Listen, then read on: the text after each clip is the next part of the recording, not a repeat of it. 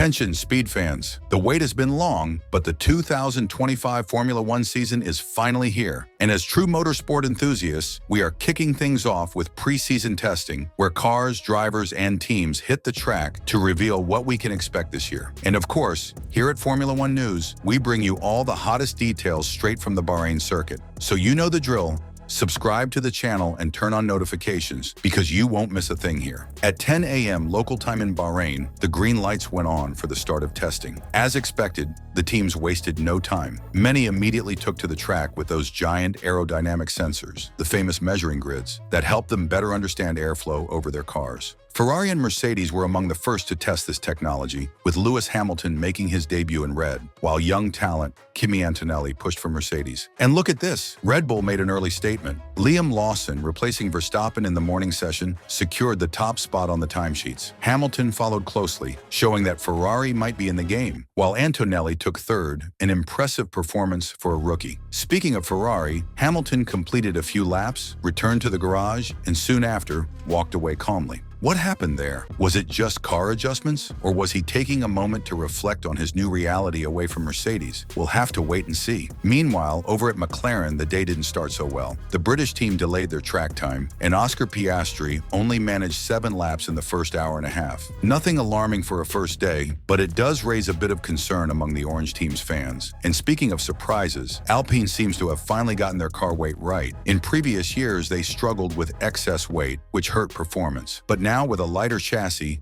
Jack Doohan delivered solid lap times, showing that Alpine might have something special this year. Could they finally move up the grid? Another team that caught attention was Racing Bull's formerly AlphaTauri. Unsurprisingly, their car looks very similar to the Red Bull, which could mean a more competitive season for them. Yuki Tsunoda was one of the busiest drivers on track, gathering data and showing solid race pace. A little later, Hamilton returned to the track and didn't disappoint. The 7-time champion quickly jumped to the top of the timesheets, pushing the car to its limits. Yes, he made a few small mistakes, but that's all part of the process. It just shows how hungry he is for victory. As the session progressed, lap times kept shifting. Antonelli improved significantly and even topped the timesheets at one point. Seeing a rookie perform at this level on day one is impressive. Mercedes might have found their next big star, but not everything was perfect. Fernando Alonso worried Aston Martin fans when his car slowed down on track. Fortunately, he managed to pick up speed again, and the issue didn't seem serious. However, reliability is crucial in F1. Any small problem can impact an entire season. In the final stretch of the morning session, Red Bull tested their car with FlowViz, that special paint that helps visualize airflow. And during that phase, Lawson slightly overstepped, damaging his tires. Nothing too serious, but a clear sign that drivers were already pushing the limits from day one. By the end of the session, Kimi Antonelli was the fastest, followed by Lawson and Alex Albon. The latter could be a dark horse if Williams has indeed made a leap forward. The Mercedes team started with an unexpected highlight. Kimi Antonelli, the young talent of the team,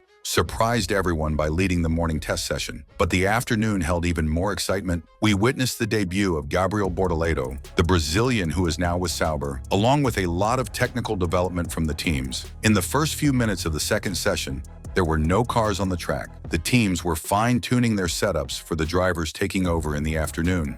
And here's an important detail to note. This preseason is not about lap times, but about understanding the behavior of the cars for the season ahead. The first driver to hit the track was Isaac Hajar from Racing Bulls, soon followed by Esteban Ocon in the Haas, and the reigning champion, Max Verstappen, who began his testing program. Gradually, more drivers joined to get a feel for their cars, and only after 30 minutes did Gabriel Bortoleto take his first lap in the Sauber, a symbolic moment for the Brazilian. Meanwhile, Charles Leclerc was lapping continuously in his Ferrari, accumulating mileage without focusing on fast laps. At the same time, Verstappen and Pierre Gasly started pushing harder and got closer to Antonelli's benchmark from the morning session. In the middle of the session, a new challenge emerged, the possibility of rain. This disrupted the team's strategies, as some simply did not bring wet weather tires.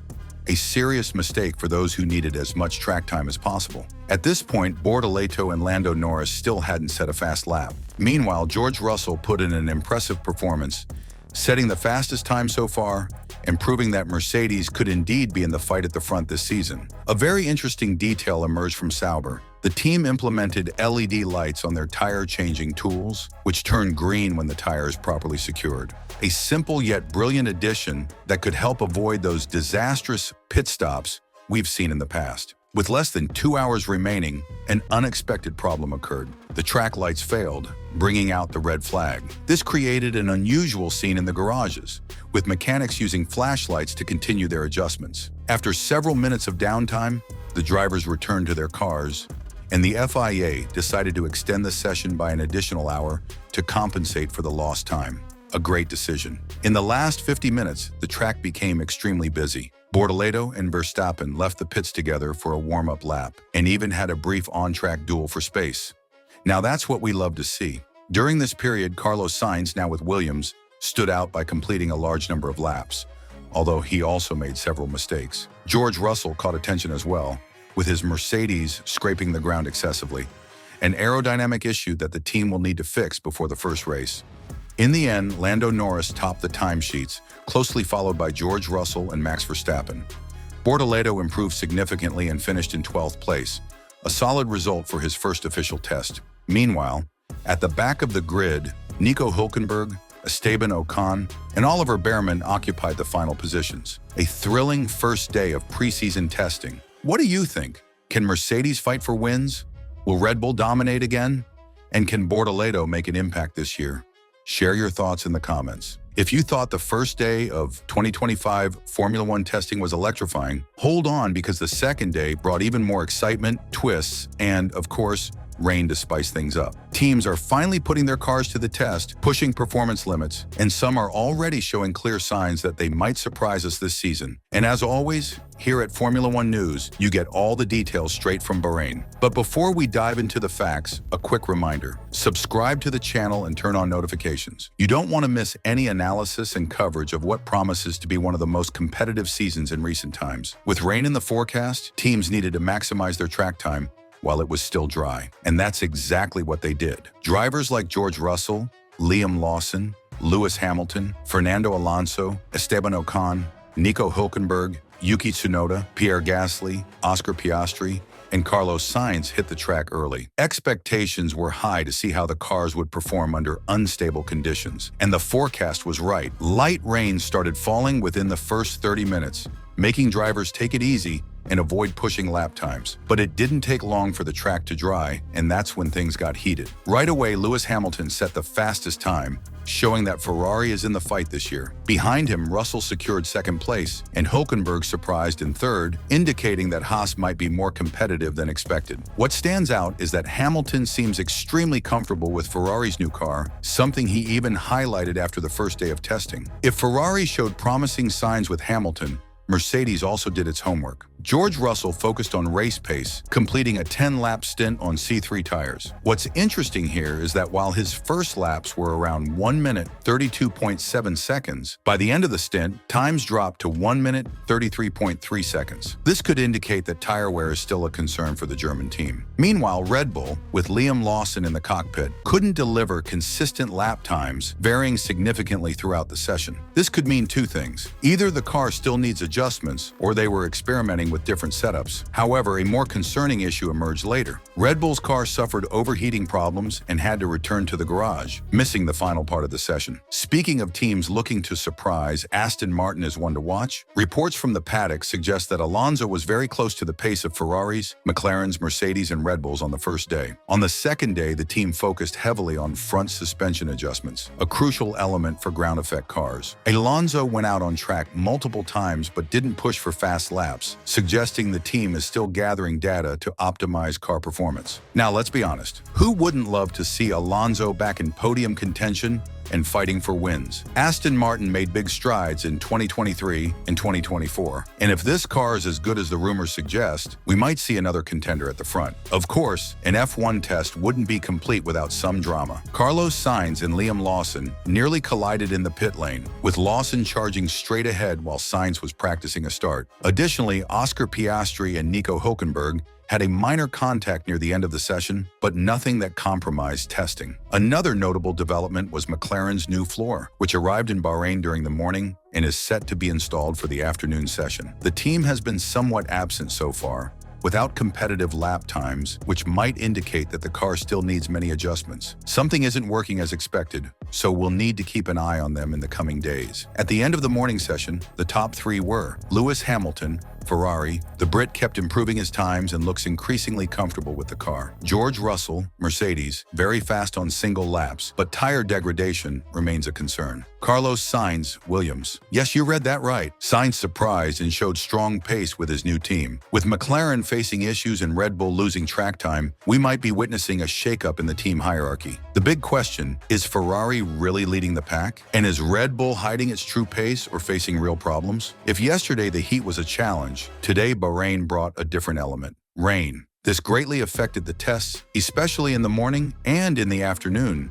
The forecast indicated more water falling on the track. As a result, the drivers did not want to waste time and quickly headed to the circuit. Among the names in the afternoon session were Lando Norris, Charles Leclerc, Liam Lawson, Kimi Antonelli, Lance Stroll, Jack Doohan, Oliver Behrman, Isaac Hadjar, Carlos Sainz, and Gabriel Bortoleto. In the first few minutes, the rain was still light, but enough to make the track slippery. The lap times were far from those recorded in the morning, with Leclerc being the fastest at the beginning, while other drivers only did reconnaissance laps before returning to the pits. And of course, some drivers burned their tires too soon. Mercedes' young talent, Kimi Antonelli, overdid it and ruined a set of tires while trying to better understand the car and track limits. Meanwhile, Red Bull's engine overheated in the morning, causing Lawson to lose track time, but fortunately, the mechanics managed to resolve everything for the afternoon session. If yesterday we already saw good signs, today Carlos Sainz showed that this Williams could be one of the big surprises of the season. The Spaniard accumulated many laps, and in the first half of the session, beat Hamilton's morning time. Check out this fact. The Williams car is already almost a second faster than last year's model in Bahrain. This is impressive for a team that, until recently, was only fighting at the back of the grid. Now the question remains, do you think Sainz can be competitive throughout the entire season, or is it still too early to tell? Another driver who stood out was the rookie Oliver Behrman from Haas, who managed a good sequence of laps. His car for now did not show severe tire wear issues, which could be a strong point for the team in 2025. And where was Gabriel Bortoleto? Just like on the first day, Sauber took a long time to send the car onto the track. Only half an hour after the session began was the Brazilian allowed to go out. When he finally entered, he encountered a tricky moment as the rain intensified.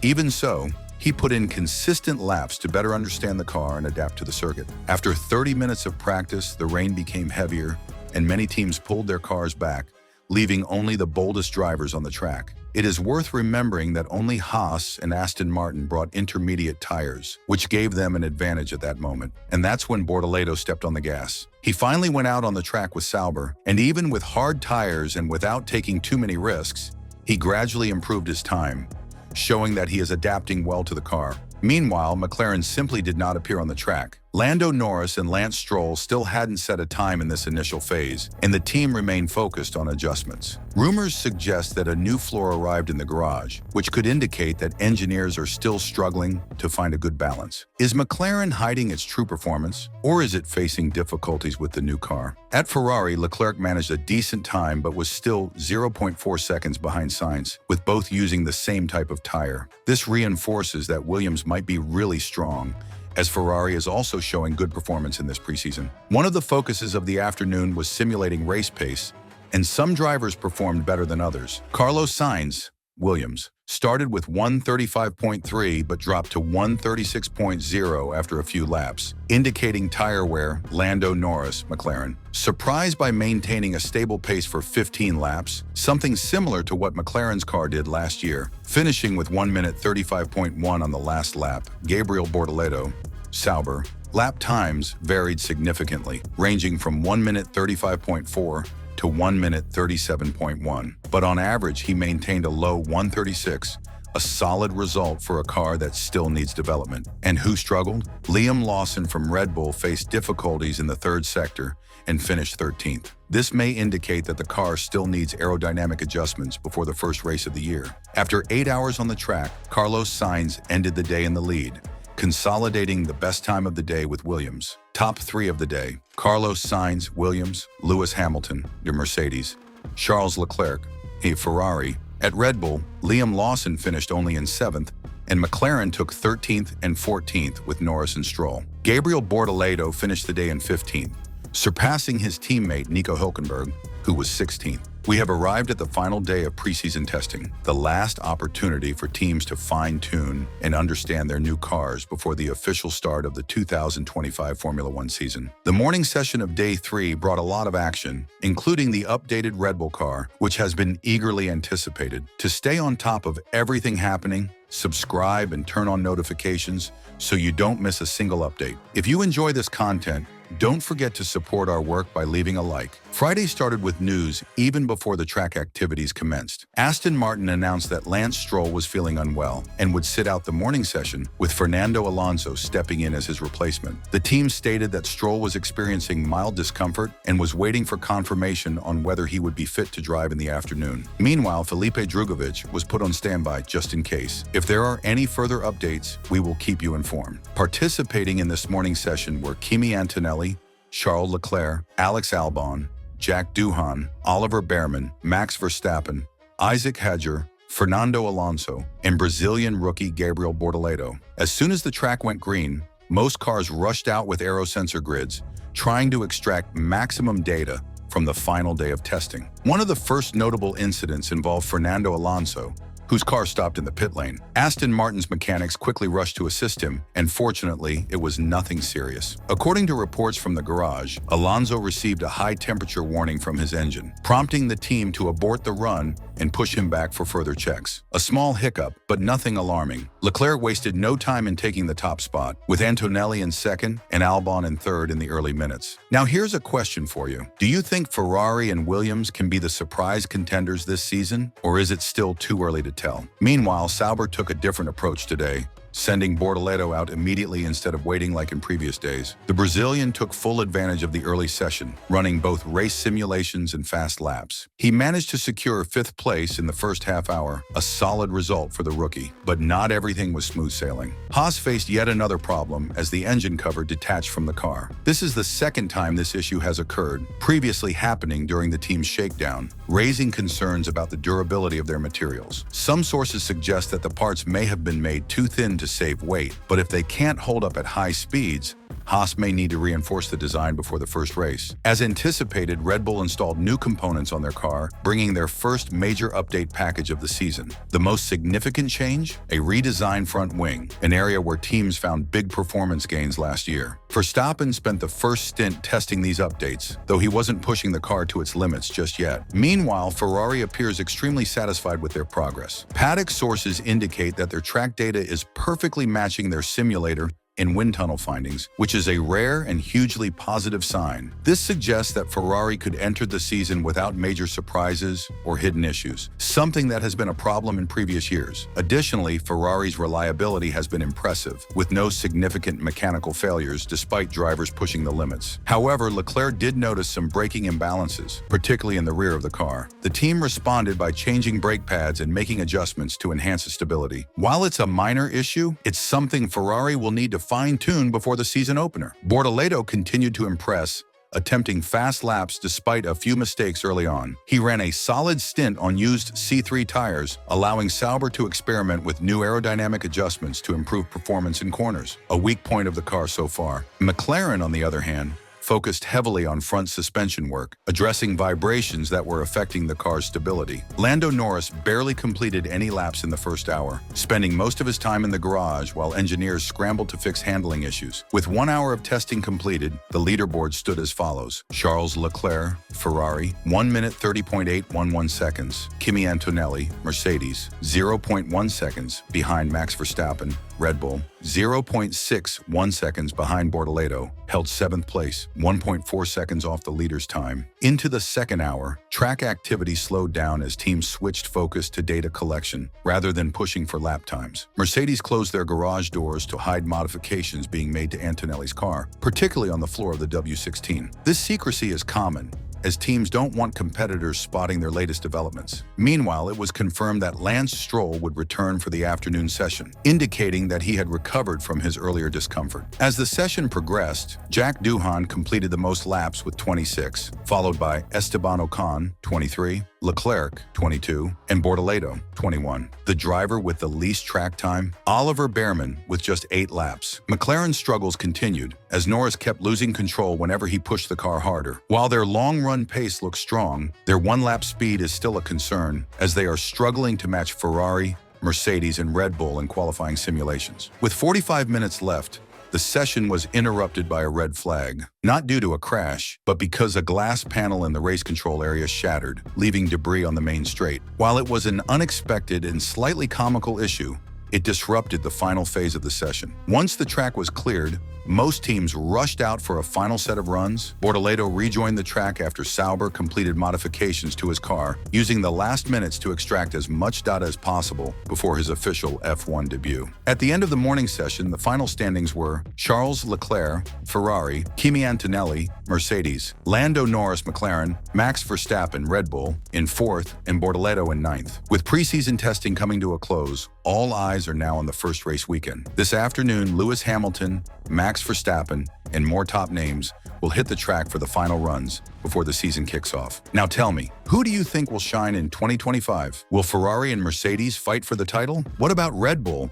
Are they hiding their true pace? Drop your thoughts in the comments. The last session of preseason testing featured Oscar Piastri, Lewis Hamilton, Max Verstappen, George Russell, Lance Stroll, Pierre Gasly, Esteban Ocon, Yuki Tsunoda, Alex Albon, and Nico Hülkenberg on track. While teams focused on race pace testing in the morning, the afternoon had a different scenario. It was time to push the cars to the limit, both in qualifying runs and race simulations. And right away, we had one of the most unusual red flags. After a power outage on the first day and a broken glass panel falling onto the track on the second, today a bus nearly invaded the circuit. That's right, a vehicle that was apparently transporting fans or team members entered a dangerous area, and the FIA decided to temporarily halt the session to resolve the situation. As soon as the track was cleared, Lewis Hamilton and Yuki Tsunoda wasted no time and were the first to hit the track for their initial laps. After a few minutes, Pierre Gasly took the lead in the session times,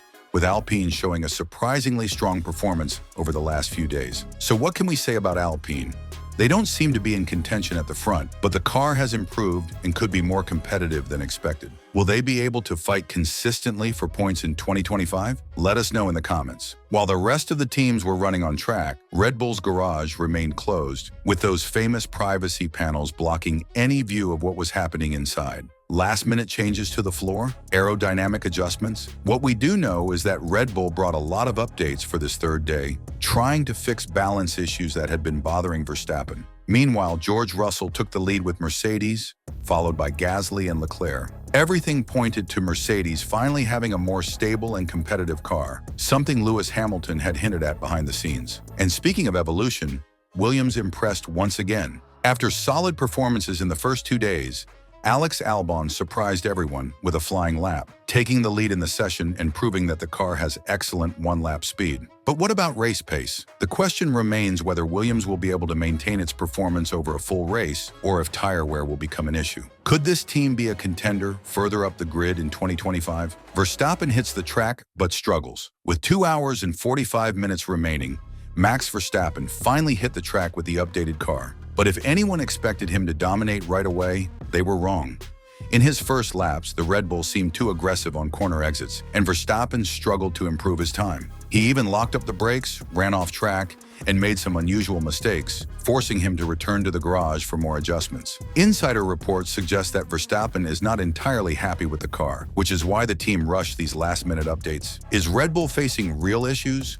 Or are they just fine-tuning details before the first race? While Verstappen battled the car's handling, Alex Albon completed a 20-lap stint with highly consistent lap times, reinforcing the idea that Williams could be a major surprise in 2025. At Sauber, Nico Hülkenberg put in some decent lap times, but the team focused more on long-run testing than outright speed. Final stages, Mercedes confirms progress, Verstappen still looking for balance. In the final half of the session, Gasly continued to set strong times, but George Russell took the lead, proving that Mercedes has genuinely improved. With 1 hour and 50 minutes remaining, Verstappen finally managed a clean lap and took the top spot, opening up a 0.2 gap to Gasly. But even then, he didn't seem completely comfortable with the car. With less than an hour to go, Alex Albon surprised once again, reclaiming the lead and proving that Williams has a very fast car in qualifying trim. In the final minutes, Russell went even faster, retaking the top spot from Verstappen, who settled for second with Albon in third. Top 10 final standings: George Russell, Mercedes; Max Verstappen, Red Bull; Alex Albon, Williams; Oscar Piastri, McLaren; Pierre Gasly, Alpine; Lewis Hamilton, Mercedes; Yuki Tsunoda, Red Bull; Esteban Ocon, Alpine; Charles Leclerc, Ferrari; Kimi Antonelli, Mercedes. What did we learn from these 3 days? Mercedes has made significant progress, especially in qualifying, and seems to have reduced its chronic tire wear issues. Williams has been a major surprise, particularly in qualifying, but still needs to prove its race pace. Red Bull has a fast but unstable car, with Verstappen clearly unhappy with certain aspects of its handling. McLaren demonstrated strong race pace consistency, which is a promising sign for the season. Alpine appears to have taken a step forward, potentially allowing them to consistently fight for points. Now the next stop is the Australian Grand Prix in 2 weeks, where we will finally see these cars competing for real. And now we want to hear from you. What are your predictions for the season? Which team surprised you the most? Do you think Red Bull is genuinely struggling, or are they just keeping their cards close to the chest? Leave your thoughts in the comments and subscribe to Formula One News to stay up to date with everything happening this F1 season.